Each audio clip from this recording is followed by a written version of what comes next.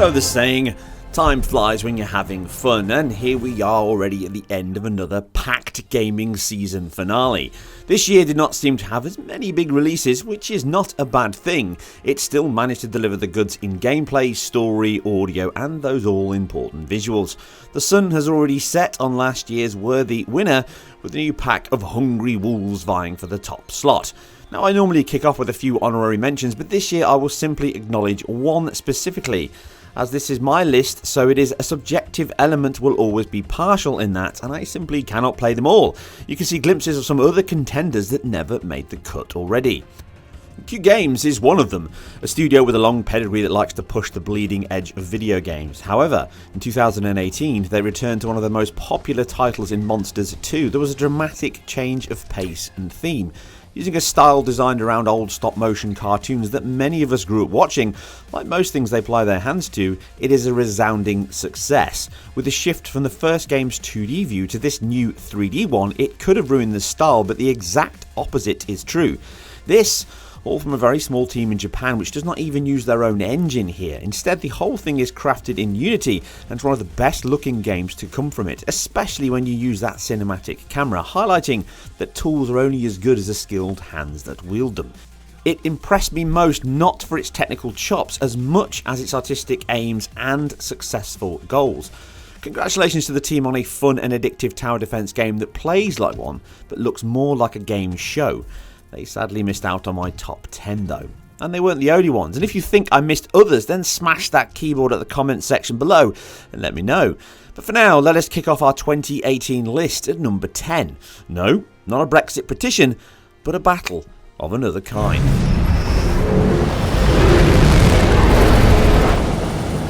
Now, I know this launched in 2016, but the next update and subsequent multi-platform release this year pushed the game back into the spotlight. This was far more than a spit and polish, actually coming across as a huge retooling of the core engine that powers this extraterrestrial adventure. Gone were the plain single-layer textures, angular scenery and jarring pop-in, replaced with lush animated grass, procedurally generated textures, material objects and destruction that felt hand-stitched into a universe, rather than being algorithmically created from a developer's phone number. Brings a whole new meaning to phone home. E.T. Something you can learn more with my analysis earlier this year. Hello Games is another independent studio, but the results here are a hark back to Elite, one of my earliest gaming moments of wonder. From a volumetric cloud system, dynamic weather and time of day, procedural destruction using voxel construction, a vast array of creatures, worlds and stations complemented by a space travel asteroid belt and a docking system Brabham himself would be proud of. The sheer scale of the game, construction mechanic, combat, third and first person view, stunning landscapes, height map surfaces, smoothly animated characters all being procedurally generated at both 30 or 60 FPS, while squeezed into a circa 20GB download is commendable no matter the team. Right now, it is the poster boy for how detailed and convincing mathematically designed games have become without the need to have years of artistic tweaking, bespoke GPU programming, hand-tailored animation rigging and engine tweaks. All this wonderful adventure and no need to waste a day downloading it.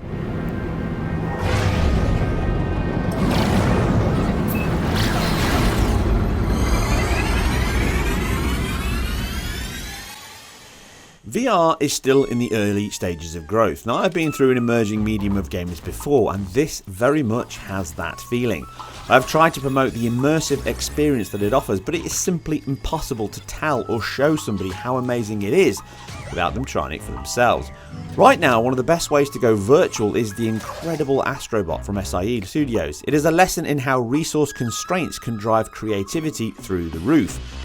What sets this apart from many other VR games though, aside resolution, it would still look great for a 2D title. The fact that you are nose pressed up in this world is something else entirely. Asset quality, lighting, effects and animation are all good enough that I kept checking the box for a Nintendo quality seal. It not only manages to impress you with deep sea dives, volcanic octopi battles, Kong dental practices and flying terrors, but the sheer wealth of enemy types, ingenious use of VR and level design that is as creative as anything from the late 80s or early 90s heyday. The consistency of the visual, audio and immersive presentation is as good as the very best in the business. It's not only become my most memorable VR experience on all these aspects, along with sharing it with one of my sons, it also delivers the type of quality art, character and world design that VR really deserves. The little bot that can has now taken my best VR game to date, which I covered in my review, and it sits proud as my 9th most impressive use of technology in 2018. It's quite simply stellar.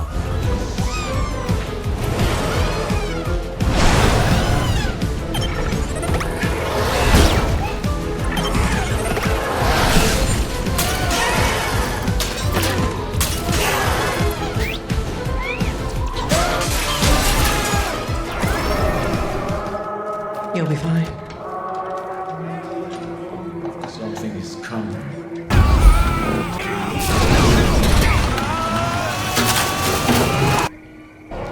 Creeping through the air. Ubisoft still use a few engines across their vast studios. Dunia is one of the longest running in their fold thanks to the Far Cry titles that rely on it. The 5th entry was yet another ramp up on what we have seen before, with even better, more diverse and more impressive results to boot. The plot and theme is the same. With a shift to America, we see a greater reliance on forests, wildlife and construction over Primal and 4.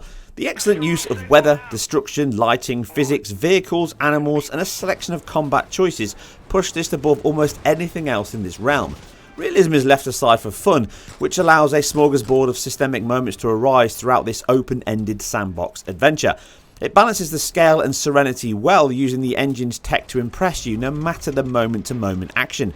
Screen space reflections, procedural destruction, complex AI routines at times, including co-op, animals and enemies, physics, PBR-based materials, time of day, incredible LOD management and view distance, volumetric fog and lighting, seamless streaming which presents an open-ended adventure with detail, refinement and scripting, more in line with a scripted single-player one. The dynamic resolution scaling also makes excellent use of the finite console power, giving all owners the chance to experience the best quality the machines can deliver, whilst minimising the performance stakes. From 4K down, it never looks anything but flamboyant and marries the chaotic tongue-in-cheek style with an open-world engine that can do it all explosively.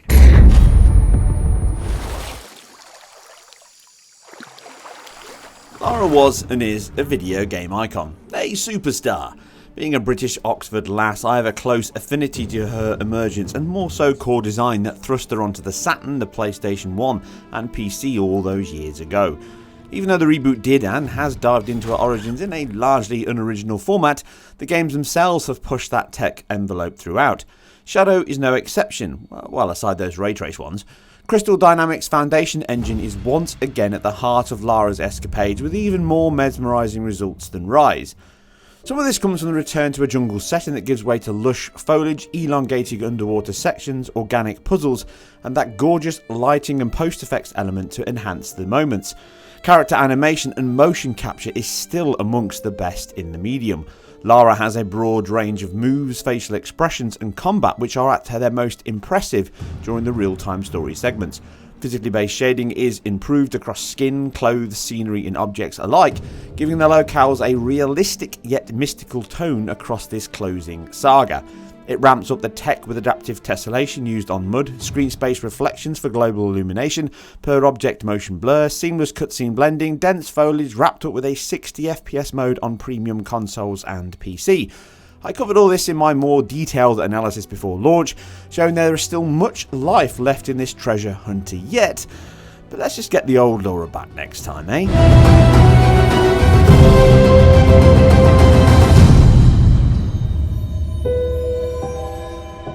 I have a better idea. I say we drench the gods with their bloods! What say you, Spartans? For our sons! For our daughters! For Sparta! A year on from Origins and we see another ancient story in the Crete Legacy. This one has dropped much further down my list than last year though. It is still a vast open landscape to explore, rammed with dense foliage, NPCs, detailed interiors, stunning water that now includes a wave and collision enhancement as it laps around a cove or splashes over your beach-lined stroll. The same stylish lighting system, material shaders, global illumination, broad choice of character models, mission design, and is now a full RPG from character and dialogue choices. You have time of day, expanded underwater sections, serene views off into the distance. The only trouble is, as superb, impressive and captivating as all this is, I could never shake the feeling I saw and did much of this last year, and it felt more polished. I still enjoy the AC games, and the position it occupies in my list demonstrates that even a weaker release is good enough to make the list. The reason is this does not seem as sleek or as improved from Origins, and it's not really moved forward in line with the competition. You have many moments during the real-time story segments that improve on the quality, the models and the post effects, not to mention the animation. The only trouble is many other titles on my list do a much better job and more consistently, and even Ubisoft themselves almost beat this last year. A great example of how spoilt we are with choice in visuals when something so beautiful is only good enough for 6th place. But it's great to see Rico Rodriguez extending his acting talents to a period drama. Last week? This shit happens every week.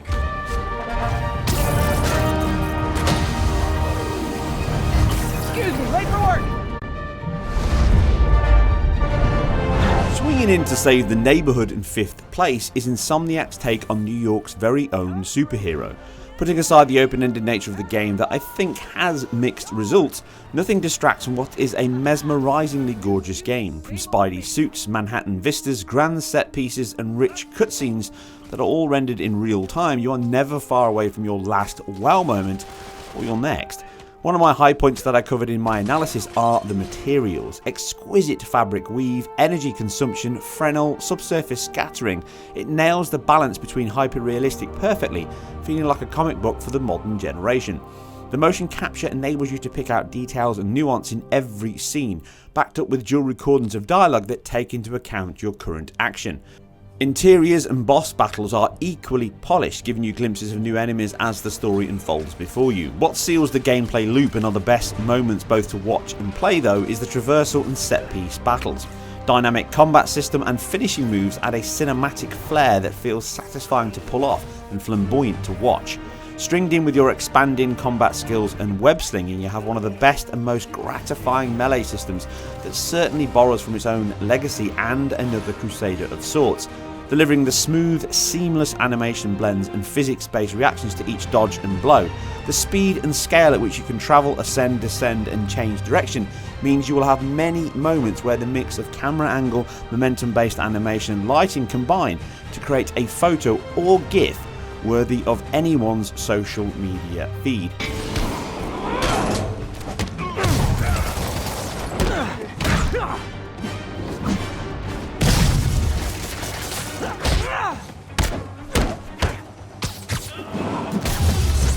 This is an apple I never grow tired of tasting. You got it. I'll be your nosy neighborhood Spider-Man.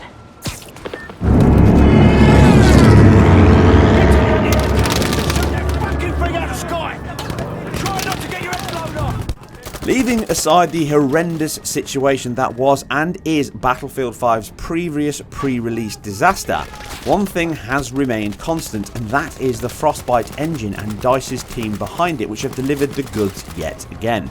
With the high 16 millisecond frame time that 60 FPS stipulates should limit the quality and scope you can achieve on hardware as old as the Xbox One and PS4. But with nips and tucks in all the right places alongside hard graft and intelligent improvements such as the temporal reconstruction pipeline merged within the post effects collection, you have many glorious moments here on console and PC alike. It utilises the latest hardware WoW with much higher resolutions on X and Pro alongside PC that pushes this further still with ray trace reflection system on those RTX cards to make your life complete. But even without Ray's help, all versions deliver frenetic action, procedural destruction, particle-based explosions and a snow simulation that contours particles over scenery beautifully.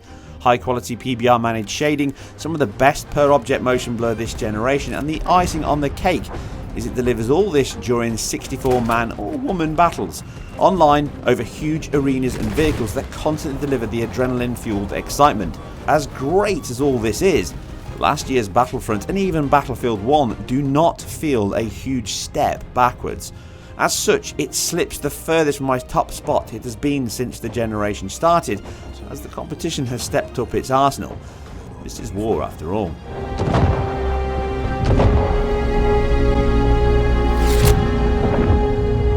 You're only ready to die. Hi, Daniel! My name is Connor! How do you know my name? I know a lot of things about you. I've come to get you out of this! Now we enter the top 3, and I can honestly say that I never enjoyed Heavy Rain or even Beyond Two Souls. The mixed up storytelling, awkward controls and disastrous moments within them had me cringing at times, but visually they were remarkably impressive. Detroit offered a more compelling narrative that spiked my interest and kept it, but it took the always sky-high visual quality and turned it up to maximum for the PS4. Quantic Dreams were one of the first teams to show off the PS4 power with the Sorcerer demo, but it was the earlier Kara demo from PS3 that would become the route for Cage & Co.'s next jaunt. The futuristic setting allows them to hyperextend the reality, with RoboCop's old stomping ground becoming the backdrop to those Electric Sheep dreams. The reason this scores so high in my list is the reduced scope on freedom is absorbed by the truly jaw-dropping characters, vistas and effects on show. It is one of the cleanest and sharpest images I've enjoyed this generation. Many titles that use TAA, which this does, can end up with a soft look on fine material details. Detroit looks like a high-resolution PC game with super sampling enabled even on the base PS4. Androids they may be, but these are some of the most emotive and realistic characters in real-time rendering.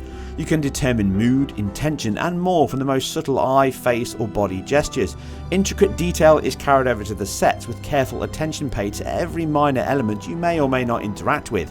Per object motion blur, screen space reflections, volumetric lights, vertex and depth calculated confusion zone depth of field, and many other effects adorn the visual candy to the point you actually enjoy the chance to admire it as you go. But what really sells this, apart from the gripping story that unfolds, are the performances captured in macro and micro detail. Back here right now! Skin, pores, hair, eyes, lips and animation are of a level that is right at the apex of what we have seen so far and are some of the most accurate PBR materials to date.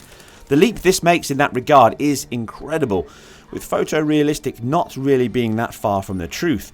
They are the most convincing android you have ever seen. Primitive management is the only obvious weakness, and Connor is simply the most loved cybernetic lifeform this side of Johnny 5. And he is most certainly alive.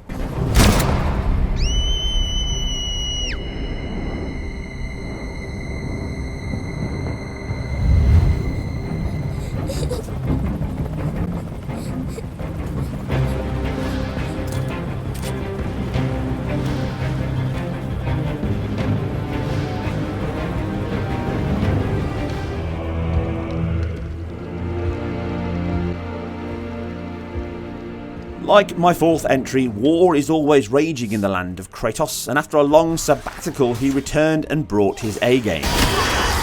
I cannot recall the last time a game managed to recreate and reinvent a character and mythology so successfully whilst keeping many elements true to the origins.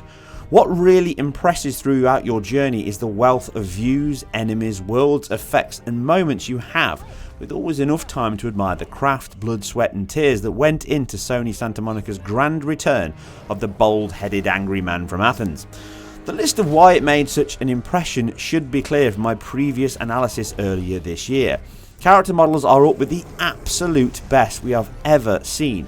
From intricate rigging of combat, traversal and faces, you seamlessly shift from gameplay to up-close combat or conversation without a single cut or hiccup to your viewing pleasure, with the camera sometimes mimicking hand carry moments.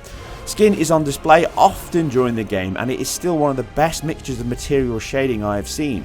If you want a lesson in how lighting can make or break a scene, model or moment, God of War is a great teacher. Whenever you enter a new area or scale a mountain, everything from the moss on rocks to the deformable snow, the carved symbols or destructible elements, or even a full rugged beard. You struggle to pick fault with any of it. Aside the fluid and responsive combat and animation that delivers real weight and tracking you in the best position possible, moving back to show the scale it still offers in spades, it is clearly part of the storytelling tools that they used, offering 2 modes for pro users from 60 FPS or checkerboard 4K. It is also one of the best examples of how to use the premium console well. Add in per object motion blur that gives that sumptuous CGI look, abundant particle systems, volumetric lighting, dismemberment and much more. The consistency of beauty and brutality is an absolute masterclass that nestles itself as not only one of the best games this year, but also of this very generation. A very close second place, and my closest yet, distracts little, as when adventure comes knocking, you know the best person to answer that call is never afraid of speaking up. Come on out!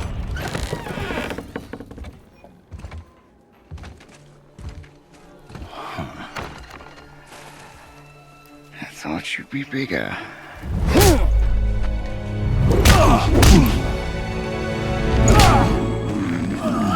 I warned you. Finally.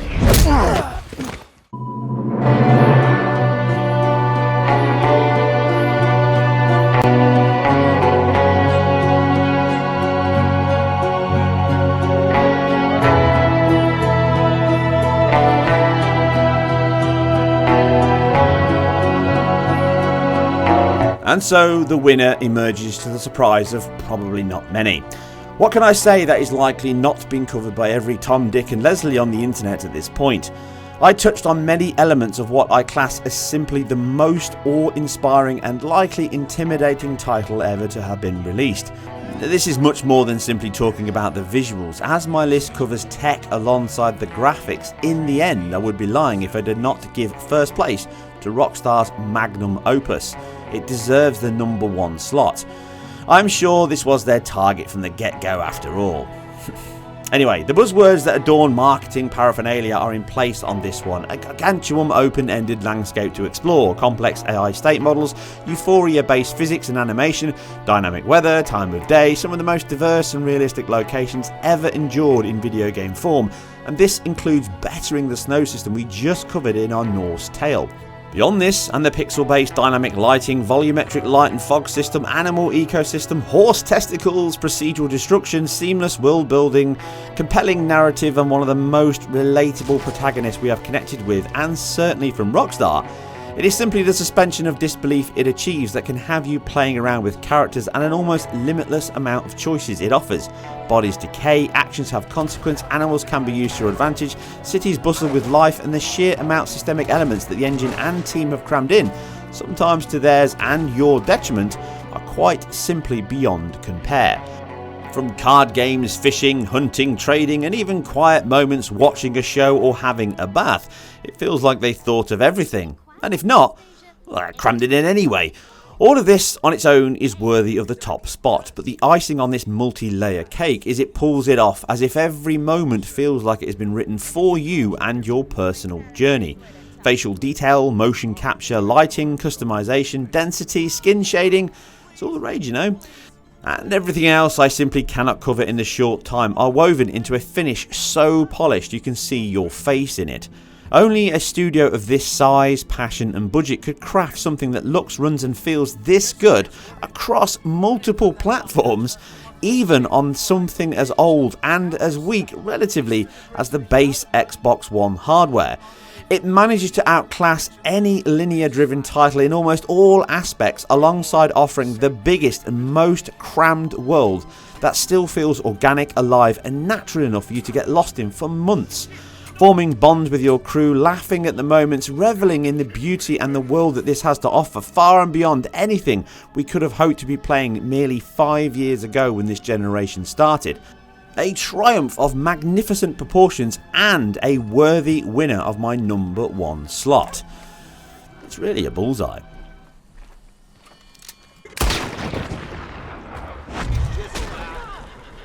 And that's it. As always, I draw this to a close. I hope you enjoyed my top 10 games and visual quality of 2018. But as always, there is always opinions here. You may agree, you may disagree. What would your list be? Do you think it's good? Do you think it's bad? Please leave all your thoughts and feedback below in the comments section. Whether you like this video, give it a thumbs up. If you dislike it, give it a thumbs down. But either or, try to talk to me so I get an idea of the games you wanted to cover. Like I say, I can't cover everything, but this is an honest view of where I sit and what I've experienced throughout this year.